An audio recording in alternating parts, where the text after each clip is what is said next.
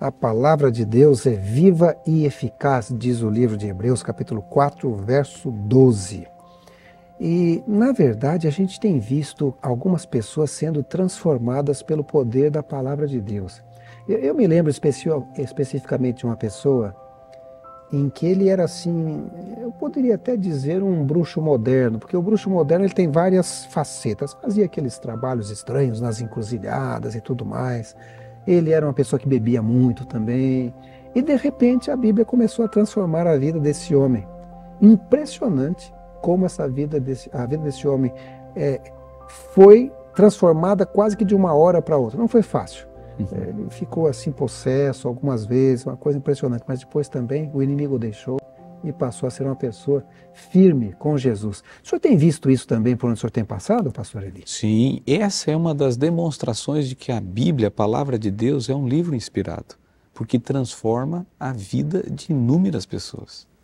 E a gente observa, por exemplo, um homem que bate na esposa, Sim. Um homem cruel com os filhos. A sociedade prende, coloca na cadeia. De uma certa forma tem que colocar, porque se torna nocivo, não é? Agressivo. Mas o remédio final mesmo é a Bíblia, a palavra de Deus. E muitas pessoas saem dali, muitas pessoas nunca saem das prisões, mas se tornam livres, mesmo no meio de um cárcere. Porque descobre o poder do Evangelho e aí a vida toda é renovada. Começam a entender uma outra dimensão. Na verdade, eles começam a se tornar cidadãos de um outro reino. E eles começam a viver de acordo com as novas leis deste reino, que a palavra de Deus fala, o reino dos céus. Né? É por isso, pastor Marcelo, que a Bíblia diz, através de Paulo, em 2 Coríntios 5,17, se alguém está em Cristo, nova criatura é. As coisas velhas passaram, tudo se fez novo. Isso é uma realidade. Isso é uma realidade. Acredito que se você tinha uma vida, aquelas pessoas que têm uma vida toda desregrada, primeiro que não tem compromisso com Deus nem nada, quando elas se encontram com Deus, é como se fosse algo automático. Comprometimento é uma palavra que vem junto com o relacionamento com Deus. Quando a Bíblia transforma minha vida, ela me transforma também em uma pessoa comprometida. Logo, eu já não vou fazer mais as coisas que eu fazia, o velho Marcelo, mas o novo Marcelo agora entra em cena, tomando outras atitudes, tendo uma outra forma de tratar as pessoas, de se relacionar com as pessoas, de conviver com as pessoas, uma outra forma de agir. Esse novo Marcelo só é possível porque a Bíblia fez morada no coração desse novo Marcelo.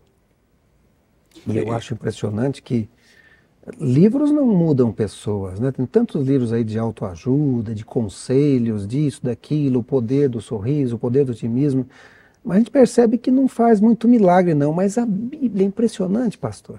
Sim, ela tem um poder transformador, porque, veja, o que nós estamos estudando aqui nesse trimestre, ele revela, a Bíblia é a revelação de Deus e, de uma certa forma, mostra a trajetória do pecado. Então o pastor Marcelo estava falando aqui, pessoas com problemas, pessoas que têm dificuldade, mas eu coloco um adendo a mais, pessoas que aparentemente acham que não tem problema, a Bíblia serve para elas, porque todos neste mundo, em menor ou maior grau, têm algum problema. Ou ele tem o egoísmo, ou ele tem a mentira, ou ele tem, não é, a má intenção, ou ele tem o crime, ou ele tem a prostituição. E cada um de nós tem algo que é nocivo, que o pecado nos colocou. Então a palavra de Deus, essa voz de Deus, essa revelação de Deus, ela quer nos confrontar, ela quer mostrar, você está assim. Mas o que Deus espera é que você se transforme deste jeito. Que antigamente, é o que nós já vimos, né? Deus vinha e falava com Adão. Sim. E ele dizia, Adão, cuida do jardim, Eva, trata bem teu marido, andem junto. Mas o pecado rompeu. Então agora Deus ele precisa voltar a se comunicar com o ser humano. Então está aqui a palavra de Deus. É um instrumento poderoso. E nesse ponto eu fico pensando, Deus pensou em nós. Pensou em você, pensou em mim. Porque ele diz assim, eu vou deixar para o ser humano algo que se torne referência. Para que ele sempre se lembre, eu estou aqui, e você pode ouvir minha voz através desse livro. Eu acho impressionante, existe um livrinho chamado O Milionário da Caverna. É um livrinho pequenininho, conta a história de um sujeito revoltado na época dos hippies, assim, que se isolou numa caverna lá na Califórnia. E dentro dessa caverna tinha uma Bíblia. E ele passou a ler essa Bíblia fumando maconha. Então ele sentava lá no local onde estava, ali no deserto da Califórnia, ali, e ele punha um cigarro de maconha na boca e ia ler a Bíblia. E começou a ler a Bíblia e se encantou com a leitura da Bíblia. Impressionante como a Bíblia mudou o nome desse rapaz. O nome do livro Milionário da Caverna é porque os pais eram milionários. Mas ele vivia ali na caverna, ali no deserto. E hoje, hoje senhor, o nome dele é Doug Batchelor, e é um pastor adventista do sétimo dia. Realmente a vida transformou a ele completamente. Agora, veja bem, uma pessoa fumando maconha lendo a Bíblia, sem interesse religioso. Como o livro estava lá, não tinha o que fazer, vou ler. É impressionante como muda. E nós temos aqui algumas promessas, nesse estudo que estamos fazendo, que a Bíblia Sagrada traz, de transformação, de restauração. Por exemplo, Salmo 19, verso 7, diz que a lei do Senhor é perfeita e revigora a alma. Os testemunhos do Senhor tornam sábios os inexperientes. Ou seja, por que será que a lei do Senhor revigora a alma, pastor Marcelo? O que ela poderia fazer pela pessoa? Ela aponta, né, aquilo que nós estávamos errando e aquilo que nós não devíamos fazer novamente como erro. Alguns autores até dizem assim que a tradução correta para pecado não é que nós transgredimos só a lei, mas é errar o alvo. Eu erro aquilo que realmente Deus queria que eu fizesse. Você tinha que ir para lá e você vai para o outro lado, né? Então a lei, ela volta o meu caminho, mostra novamente aquilo que eu devo novamente fazer. Muitas vezes a forma de Deus conversar com a gente não é falar isso deve fazer, falar isso não deve fazer, porque o ser humano entende de uma forma diferente as coisas. Então a lei, ela aponta aquilo que nós não deveríamos fazer. Olha, nós não deveríamos fazer isso ou aquilo, mas com um objetivo só, nos aproximar de Deus. Porque se o pecado nos afasta, o contrário dele é que nós nos aproximemos de Deus. Então exatamente. Esse é o objetivo da lei. Um outro texto que aparece aqui é com respeito a dizendo, ou seja, a próprio João 17, né? Dizendo, santifica-os na verdade. E qual é a verdade? A verdade está escrita ali, a tua palavra é a verdade. Ou seja, na Bíblia não tem lugar para mentira. Sim, ela até fala de gente que mentiu, né? Mas a palavra de Deus, ela é a essência da verdade, ela não mente, porque Deus não mente, Deus não muda, Deus não vai omitir, não é? E talvez seja por isso que ela tem permanecido ao longo dos séculos, né? Correto. E Jonathan, antes que o homem descobrisse que a Terra era redonda, Deus já tinha revelado ao profeta que a Terra era redonda. Exatamente. Quando na época certamente acreditavam nos dragões que estavam lá na linha do horizonte, que você cairia no despenhadeiro, a Bíblia já estava dizendo a redondeza da Terra, né? Deus, o Espírito de Deus, nessa esfera que está no meio do espaço, né? Parado, né? Então ela não tem a mentira. Agora é interessante que ela traz para o ser humano a essência da verdade. E a verdade ali está em descobrir o caráter de Deus na pessoa de Jesus, não é? Através do exemplo de vidas que foram transformadas. Mas também podemos aprender de vidas que não quiseram a transformação. Podemos aprender do lado negativo. Mas ela, na essência, ela quer que eu e você recebamos a verdade e comecemos a uma mudança, não é, gradativa na nossa vida. Ao receber um conceito verdadeiro, por exemplo, eu recebo o conceito que diz assim, adore a Deus, só a Deus. Então ela está dando um conceito verdadeiro. Eu começo a mudar. Se eu quero me santificar, então eu começo agora a adorar a Deus, me dedicar a respeitar a Deus, a honrar a Deus. E essa é a transformação, como ela diz, porque a tua palavra é a verdade. Inclusive, a gente poderia falar de outros textos, mas a Bíblia é um livro que você tem que ter fé. Na verdade, o livro de Romanos, no capítulo 10, 17, diz que a fé vem pelo ouvir e ouvir a palavra de Deus. A gente ouve a palavra de Deus lendo. Exatamente. Agora, tem muita coisa que tem que ter fé também, até para crer na mentira também. Olha, recentemente nós tivemos aí esse livro, O Código da Vinci, em que a pessoa misturou algumas verdades com mentiras. E muitas pessoas acreditaram que o livro se tratava de um trabalho científico correto e sem nenhuma margem de erro. Isso é próprio do diabo, né? Satanás é o pai da mentira, diz a Bíblia. Correto. E quando mistura a verdade com a mentira, as pessoas acham que ali está a verdade. O próprio autor do livro, ele mesmo se retratou nessa questão de um tratado científico. Ele diz, não, isso seria uma ficção científica. Mas aqui vem uma questão, né? Tem pessoas que não conseguem crer num livro como a Bíblia, mas conseguem crer num material desse, né? Sim. São pessoas de fé até maior que a nossa, né? Sim, exatamente. E aí vem a grande questão. Isso nos leva a crer o seguinte, que a palavra de Deus, ela precisa ser estudada com mais detalhes, com mais dedicação. Por quê? Porque para que eu possa compreender que a palavra de Deus é a palavra que deve mover a minha vida, eu preciso estudá-la. Tem gente que está emitindo opinião sobre a Bíblia sem conhecê-la. O próprio autor do livro, não sei se foi um estudante da Bíblia, mas quando eu estudo a palavra de Deus, se ela transformou um bêbado, uma ex-prostituta, se ela transformou gente má, há algo que ela tem a me dizer. E eu preciso gastar tempo com este livro. Aqui nós temos um texto da Bíblia, se encontra em São João, capítulo 5, 39 e 40. E Jesus diz assim para os discípulos, olha, vocês estudam as Escrituras porque pensam que nelas vocês podem ter a vida eterna. E são elas que testemunham de mim. Contudo, não querem vir a mim para terem vida. Então, ele estava falando isso, parece, para algumas pessoas da nossa época aqui, né? Tem muita gente que é bom ouvinte, mas é mau praticante. Ou seja, para a palavra de Deus surtir efeito na pessoa, tem que haver a prática também, né, pastor? Correto. Aí vem o desafio do ser humano, Jonathan. A gente precisa ouvir, né? A voz de Deus tem que ser ouvida. Mas você, ao ouvir, tem que começar agora a praticar. Por isso que a Bíblia diz que a vereda do justo é como o nascer do sol. O amanhecer, não tem tanta luz no sol, mas o meio-dia já tem toda a intensidade. Então ele tem que começar a crescer. Ele precisa aprender conceitos, mas ele precisa praticar. Inclusive a lição tem um pensamento aqui que eu gostei. Ela diz assim, não é mais informação que precisamos, mesmo que seja da Bíblia. É a disposição de obedecer ao ensino da Bíblia. Não quer dizer que você vai pegar um pouquinho de informação da Bíblia e agora vai ficar só com isso. Não, você tem que continuar crescendo. Mas é a prática destas informações que a palavra de Deus nos traz que, de fato, vão fazer a grande diferença, né? Quando você começa a praticar. E por quê? Porque o nosso estado natural é contrário. No passado, Adão e Eva eram perfeitos, então era natural buscar a Deus.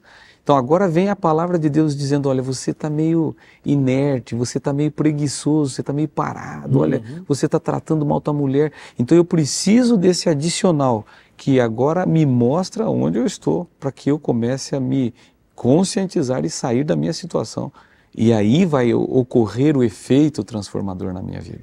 E eu percebi também, pastor Marcelo, que quando a gente vai lendo a Bíblia, e a gente volta para ler de novo, parece que tem coisas que você já leu, mas quando lê de novo percebe algo diferente ali naquele mesmo verso. Nós passamos por diferentes fases na nossa vida.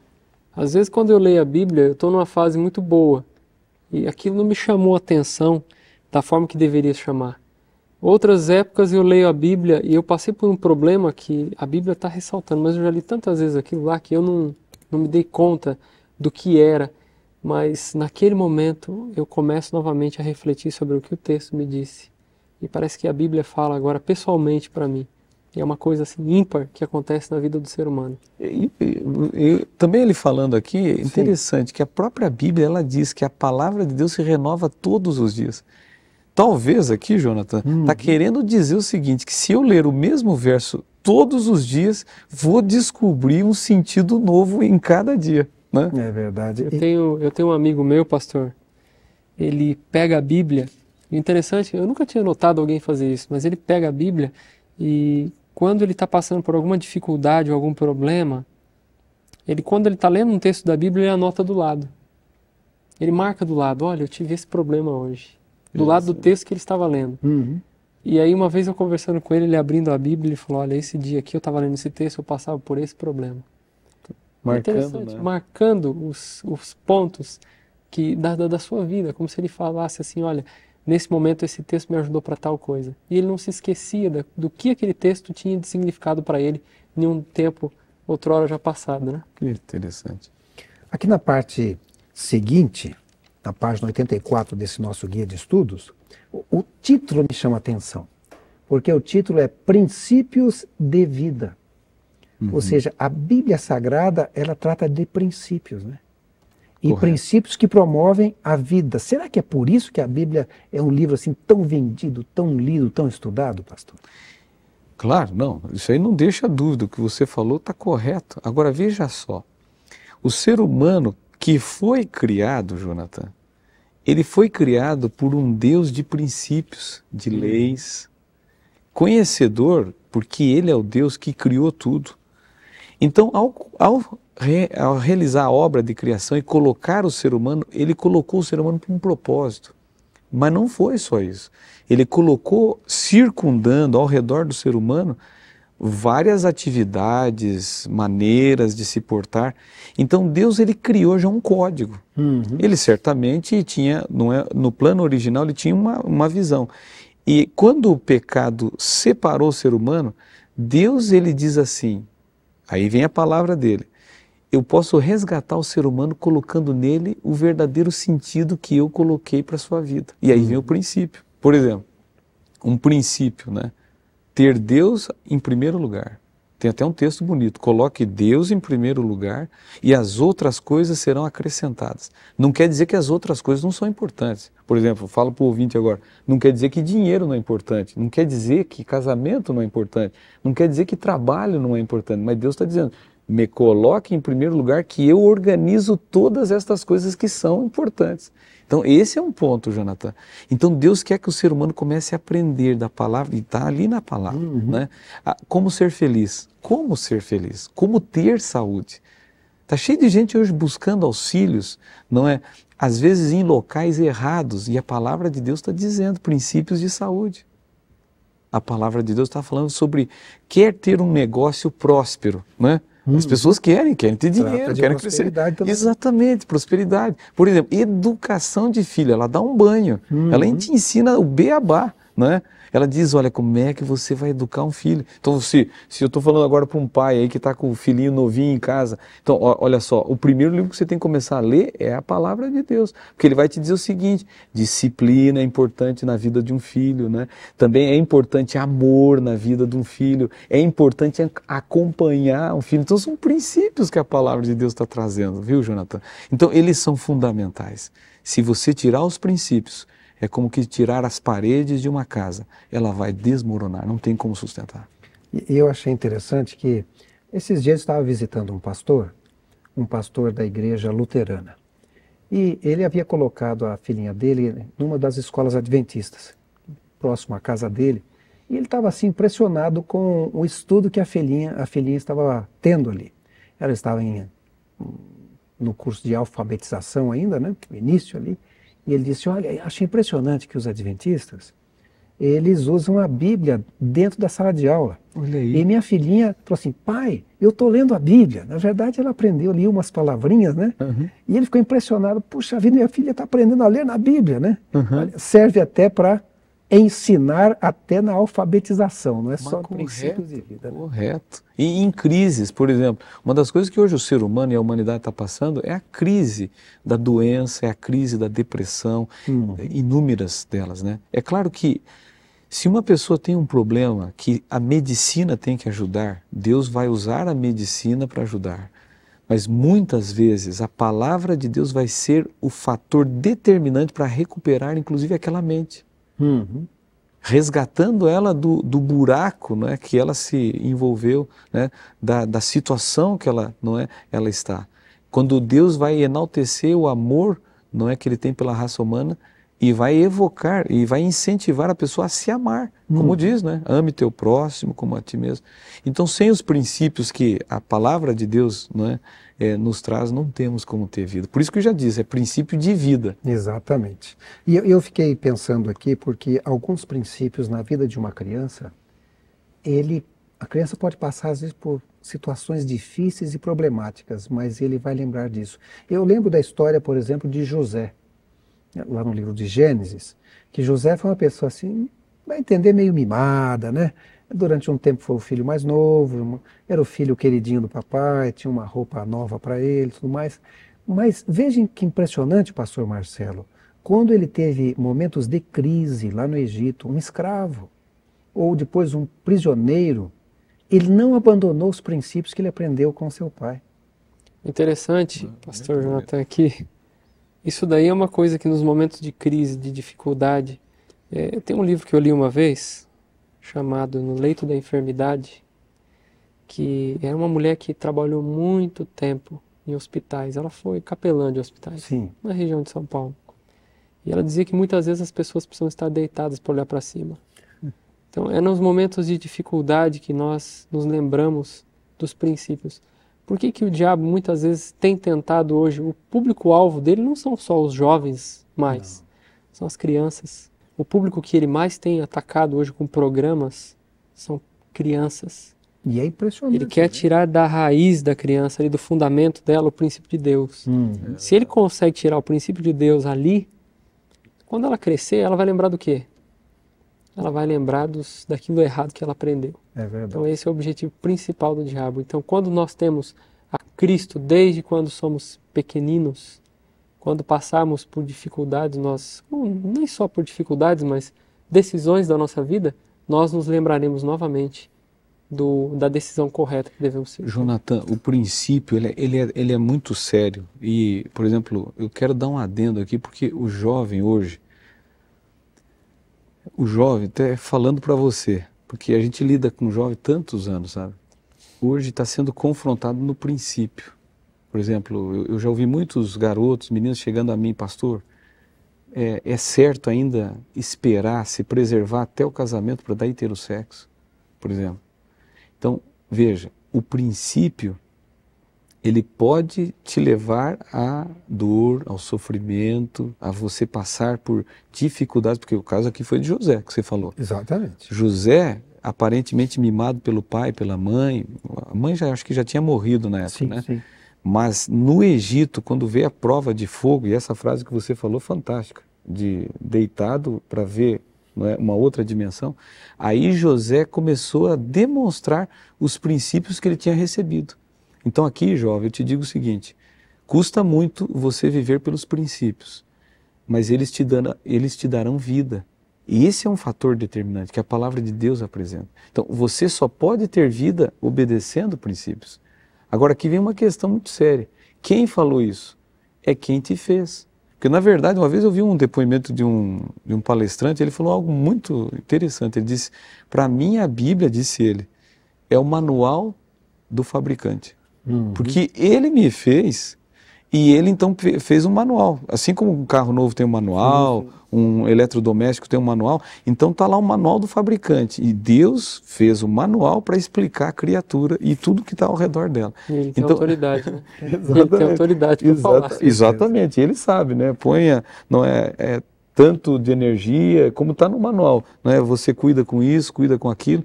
E aí vem a questão, quando Deus fala de princípios, para as mais variadas idades, para adultos, para jovens, para crianças, é porque Deus sabe o que Ele está falando.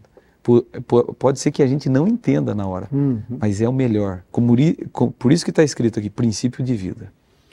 Agora nós temos aqui, já falando de princípios, alguns temas em que o autor deste guia de estudo colocou. Aliás, eu vou até falar aqui que o nome dele também é Jonathan, viu? Ah, é Jonathan? Jonathan. Olha aí, teu xará. O sobrenome é diferente aqui, é Jonathan Kuntaraf. Olha aí, diferente. Foi ele e possivelmente a esposa, Kathleen Kuntaraf. Mas ele coloca aqui na questão dos princípios, ele escolheu bem o nome, viu?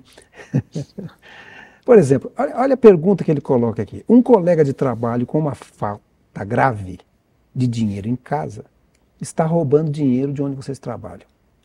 Presta atenção aí, é a sua opinião. O que você deveria fazer? Ignorar, isso não é comigo, está roubando a empresa, eu vou fazer de conta que eu não vi. Denunciar a pessoa, ir lá no patrão, o patrão não queria falar nada, mas o sujeito anda roubando.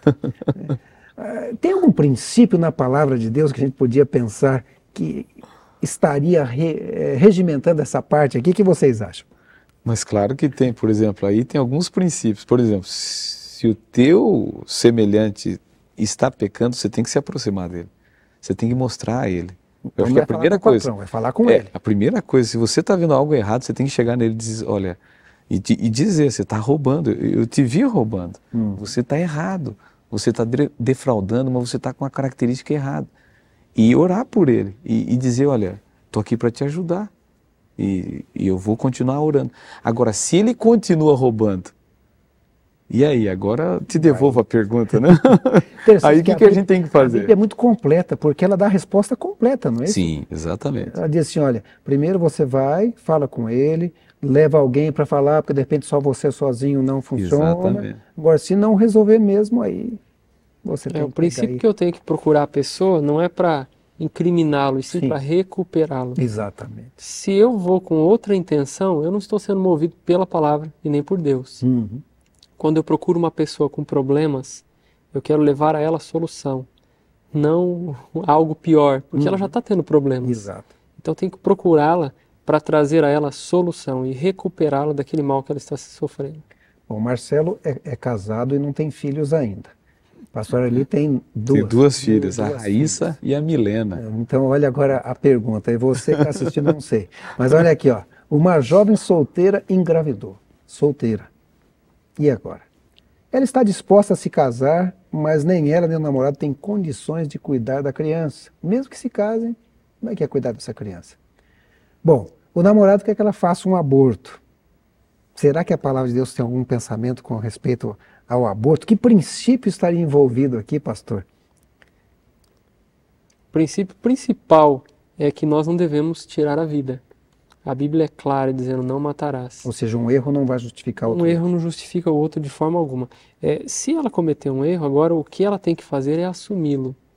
E se ela realmente crê que ela está errada, e se é uma jovem, vamos supor, uma jovem cristã, ela crê que errou e agora ela tem que arrumar esse erro, o princípio, o que ela deve fazer já de base é entregar tudo nas mãos de Deus, assumir o seu erro, e ela tem que crer que Deus pode realmente restaurar e transformar um erro em uma bênção.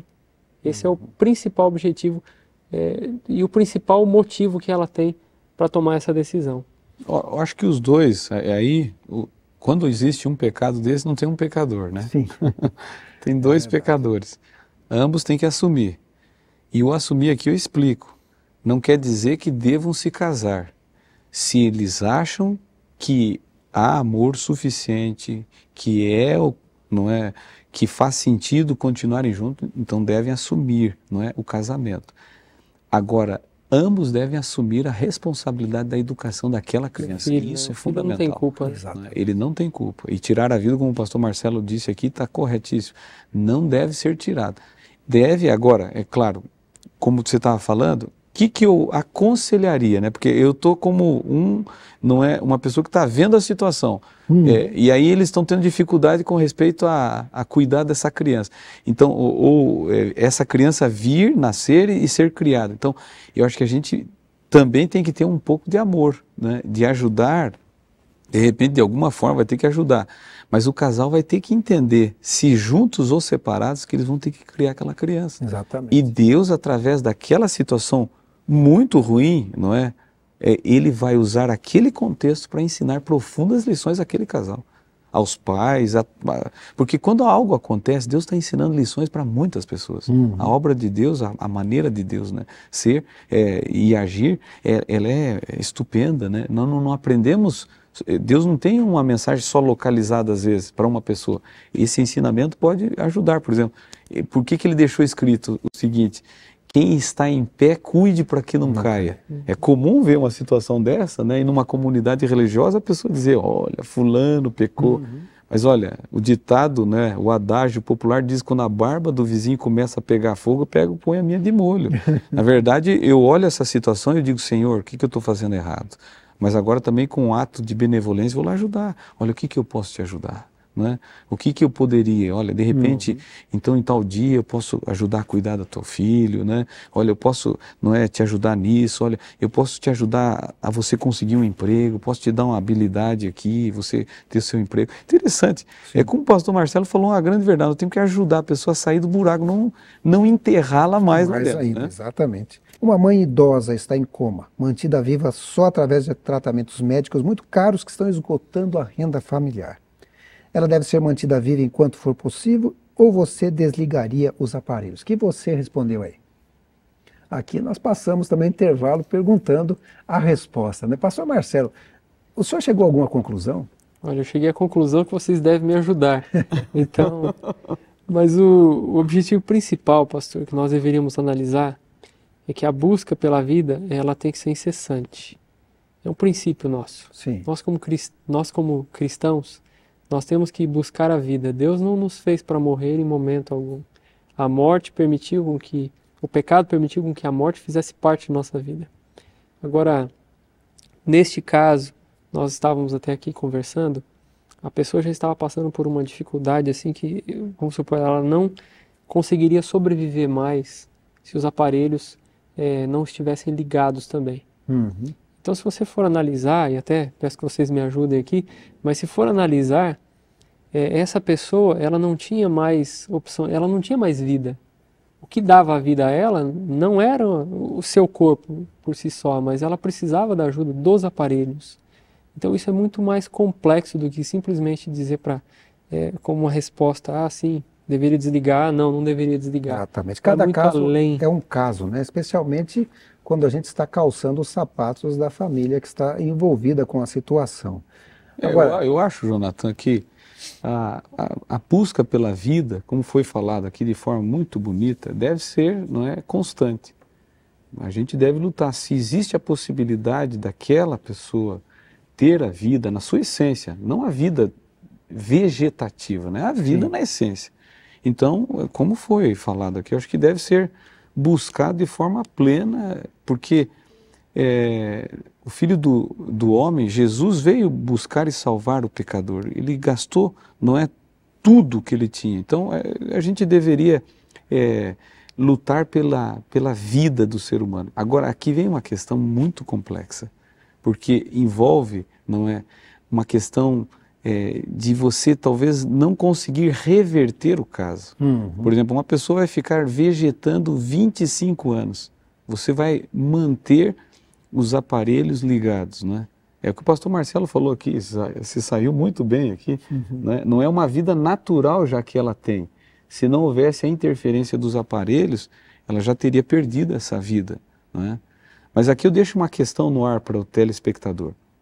Por exemplo, às vezes a morte, ele é um lenitivo, ele é uma bênção. A morte se transforma em uma bênção. Por exemplo, o caso de um câncer.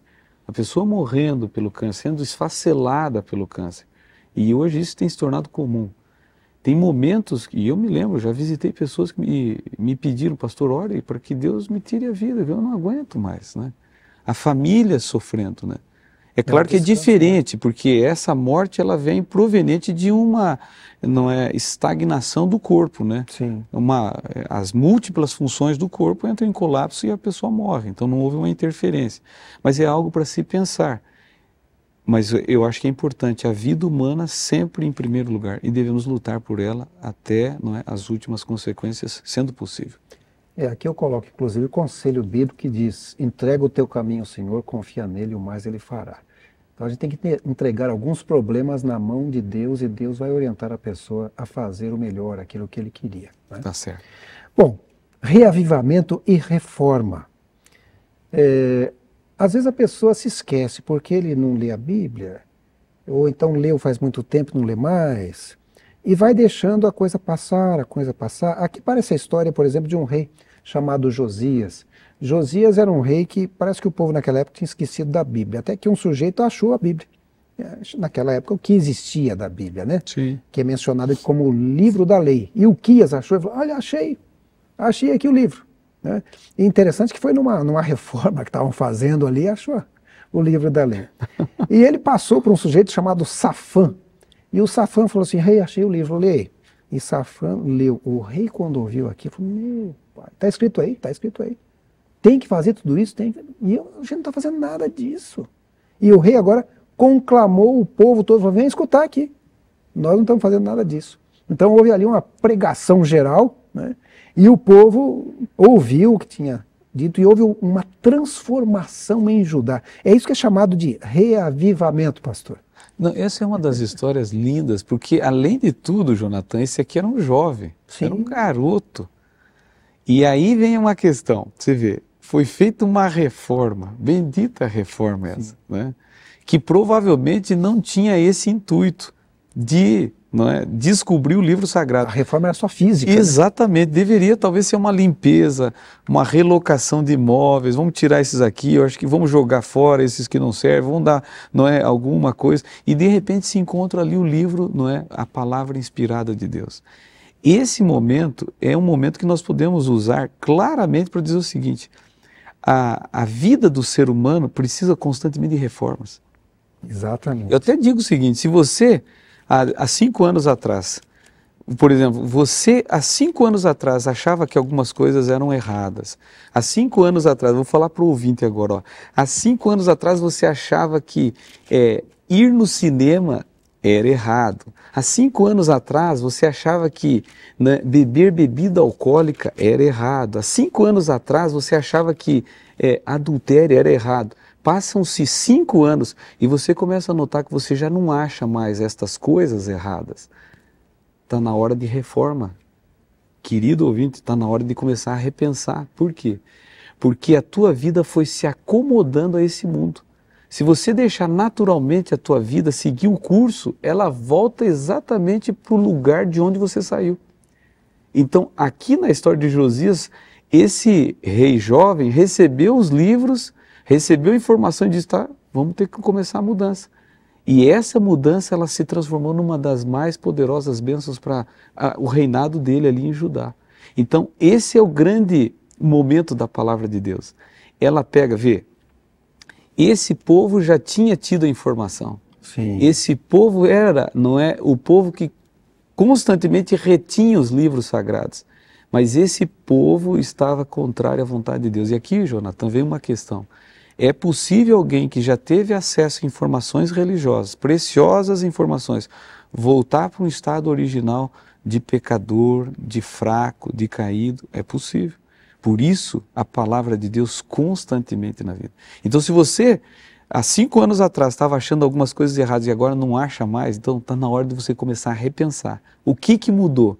Deus mudou ou você mudou, né? Deus mudou ou você mudou? E se você está aí com a sua Bíblia escondida em algum canto, ache ela, né? Ache a Bíblia e faça uma reforma na sua casa, na sua vida, entre as pessoas que cercam você vai ser uma bênção. Pastor Marcelo, tem outra história aqui, a história do rei Josafá. Eu acho interessante que o Josafá, a história é parecida. Só que o Josafá, ele chamou alguns, vamos chamar assim, alguns pastores, né? Alguns missionários. A Bíblia até menciona o nome deles, porque está aqui em 2 Crônicas 17. Diz aqui que ele chamou Semaías, Netanias, Zebadias, Azael, Semiramote, Jonatas, olha quase meu nome, né? Adonias, Tobias e Tobi-Adonias. Pegou esses homens e mais os sacerdotes, Elisama e Jeorão, falou assim: ó, vai ensinando a Bíblia para o povo aí. E houve aqui uma reforma. E olha, diz que quando houve essa reforma, eles passaram a ensinar a respeito de Deus, houve um período de paz no reino. Que coisa. É um período de paz no reino, ou seja, um período de prosperidade. Pastor Marcelo, será que não está aí o segredo da prosperidade, da saúde, da bênção, da paz, não? Olha, eu vou fazer uma pergunta, voltar para o senhor. Que coisa incrível, né? Se você for prestar atenção no povo originalmente abençoado por Deus, o povo que ali desde o início foi abençoado por Deus, você notar a vida que eles têm hoje, mesmo não crendo em Jesus, que são os nossos queridos judeus, nós descendemos dos judeus, Jesus era judeu, mas até hoje eles têm uma bênção, porque a bênção da palavra de Deus, quando nós estudamos... Eles têm conceitos, né, que eles ainda guardam. Conceitos que guardam, por mais que não creem da forma que nós hoje cremos, Se bem que não existe aceitam. hoje já o judeu messiânico que aceita Jesus. Sim. Isso já tem um grande Mas movimento. o interessante é que a Bíblia, ela, quando você a recebe de todo o seu coração com humildade, com paciência, quando você faz algumas reformas, e às vezes algumas reformas elas são dolorosas na nossa vida, tem algumas coisas que nós praticamos com tanto hábito, que se tornou um vício já, que para ser transformado de novo é lento o processo e às vezes é doloroso. Mas quando a Bíblia entra com humildade, quando nós a estudamos de todo o coração, ela vem junto consigo uma bênção. É a bênção que na própria Bíblia está escrita, a bênção abraâmica. Nós temos uma bênção conosco, nós somos o povo de Deus, o povo escolhido de Deus, e essa bênção nos segue quando nós colocamos a palavra de Deus no nosso trabalho, na nossa escola, quando nós levamos para a nossa casa, o ambiente familiar, as pessoas ao nosso redor são abençoadas. A vida se transforma, as pessoas notam a diferença. Você pode perguntar para pessoas que têm convívio, talvez com você, as pessoas notam a diferença. Muitas vezes já chegaram para mim, para amigos meus, e disseram, olha, você é diferente. Por quê? Porque eu tenho a Bíblia como meu guia. A Bíblia me transforma também aos meus semelhantes, às pessoas que estão ao meu redor. É natural de Deus, Jonathan, a reforma e o reavivamento. Por quê? Você vê, quando entrou o pecado entrou, e aí nós estudamos naquela primeira lição, né? Entrou o pecado e aí Deus vai lá atrás do ser humano e diz assim, onde estás? Né? Como é que você está? Exato. E aí quando Deus encontrou o homem, diz a história da Bíblia que encontrou ele com uma vestimenta de folhas de figueira, né? De folha. Então aquela era uma vestimenta ridícula, né? Exato. Porque imagina a folha, né? Colocar folha. Dura nada. Se cai uma folha ali já é uma situação constrangedora. Aí veio Deus e fez uma reforma. Pegou, matou um cordeiro e explicou para eles como é que eles poderiam se vestir de forma correta. E a pele do animal que morreu foi transformada numa vestimenta. Interessante. De uma certa forma, Josias e Josafá, eles são personagens históricos de reformas que Deus realizou no passado, semelhante à do Éden. E Ele quer realizar esta reforma na nossa vida. Ele quer trocar coisas que estão erradas, Ele quer tirar. E isso tem que existir. De repente, na comida, no linguajar, naquilo que eu vejo, né? Hoje eu estou me defrontando com a juventude e colocando para ela o seguinte, o que você está vendo na internet? Será que não tem que ter uma reforma dos sites que você está entrando na internet, jovem? Por exemplo, o que você está lendo? O que você está ouvindo? Né? Que música você está ouvindo? Será que não tem que ter uma reforma? Agora, quem vai te dizer isso? O pastor pode ajudar, o pai pode ajudar, mas a origem é a palavra de Deus, porque é isso que nós estamos estudando. Essa é a fonte que emana esses grandes conceitos. E é dali, por exemplo, Josias, um jovem, quando o Safã começou a ler para ele, ele disse, como você estava falando ali, é isso mesmo, Safã? É isso mesmo, a Bíblia está dizendo o seguinte, a gente tem que começar a ser correto. Aí, então, começou toda uma transformação. E que essa transformação nunca pare, né? Porque ela vai nos levar para um mundo diferente.